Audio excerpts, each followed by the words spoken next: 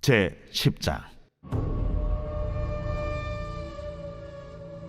여호와께서 모세에게 말씀하여 이르시되, 은나팔 둘을 만들 때 두들겨 만들어서 그것으로 회중을 소집하며 진영을 출발하게 할 것이라.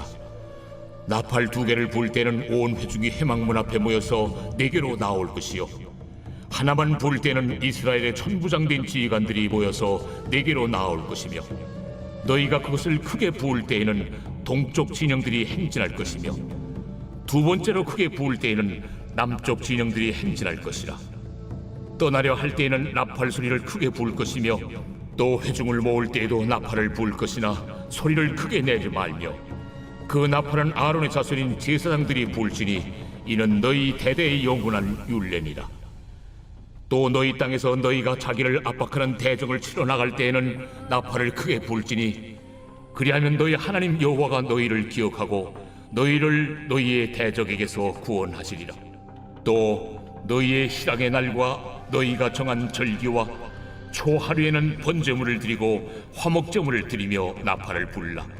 그로 말미암아 너희의 하나님이 너희를 기억하시리라. 나는 너희의 하나님 여호와니라. 할렐루야. 1월 17일 화요일 우리 아침 묵상 민수기 10장 1절에서 10절 말씀을 통해서 하나님의 은나팔이라는 말씀으로 하나님의 말씀 함께 나누기를 원합니다.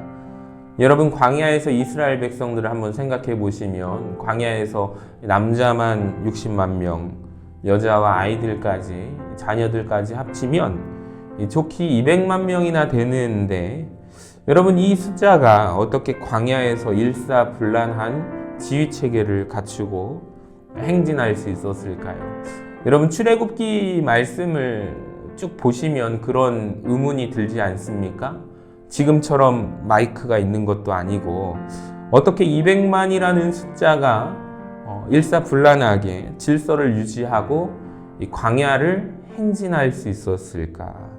여러분, 이런 의문을 가지신 분들은 오늘 말씀을 통해서 그 궁금증을 해소할 수 있게 되기를 주의 이름으로 간절히 축복합니다.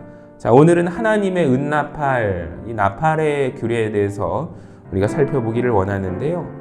민수기 10장 1절에서 10절 말씀에 보면 이 은나팔 규례 내용과 영적인 의미를 생각하게 됩니다. 자, 은나팔 자체에 무슨 의미가 있을까요? 여러분, 첫 번째로 이 은나팔은 순은으로 만든 은나팔이라는 것입니다. 순수성의 상징이고요. 은나팔을 만드는 재료는 이 100%의 순은으로만 만들어져야 합니다. 어느 것도 조금이라도 불순물이 섞여 있어서는 안 되고요. 이것은 주님의 일에 쓰이는 도구는 순수해야 함을 드러내고 있습니다.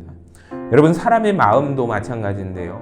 마음이 복잡해지고 여러 가지로 혼란할 때, 또 마음의 동기가 불순함이 섞여 있다면 우리는 주의 일에 쓰임받을 수 없다라는 것을 기억하셔야 돼요.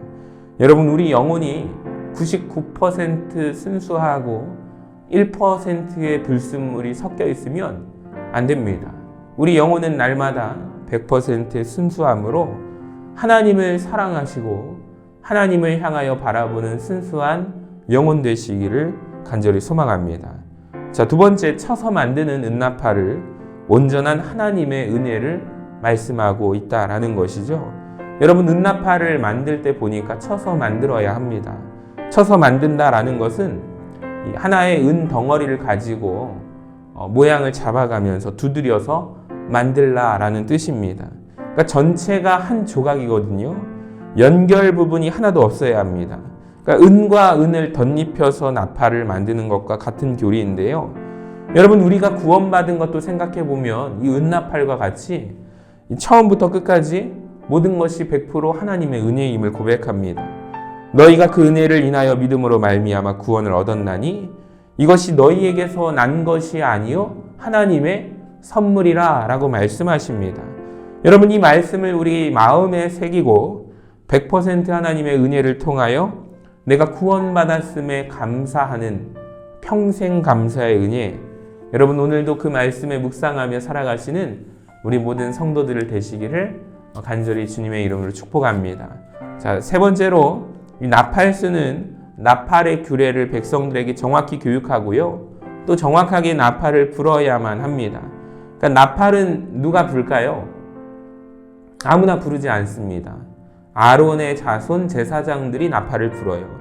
자, 은나팔은요, 2개를 만들어서 제사장들이 번갈아서 불게 되어 있는데, 나팔 분다라는 것은 하나님 말씀을 전하는 사역자들의 말씀 증거 사역을 의미하고 있습니다. 그러니까 본문에 따르면 나팔 부는 경우는 3가지의 경우인데, 첫 번째로 이스라엘 백성들을 하나님 앞에 모아서 함께 예배드리자라는 의미가 있습니다.